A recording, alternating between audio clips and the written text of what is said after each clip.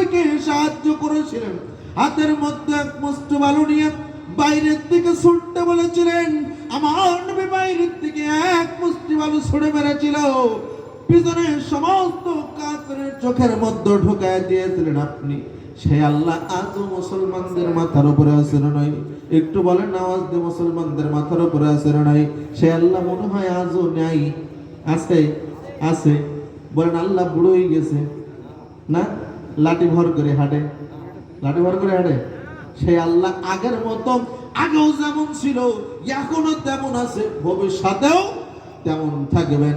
Zulfikar Abbas doctor রব্বুল আলামিন, আমার নবীকে যদি এমন ভাবে তুমি সাহায্য করতে পারো তো পৃথিবীর জমিনে এমন কোন জিনিস নাই তুমি পারো না।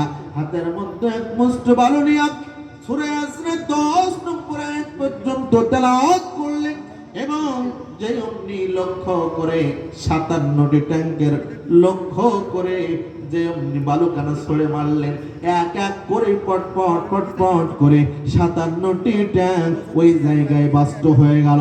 চিৎকার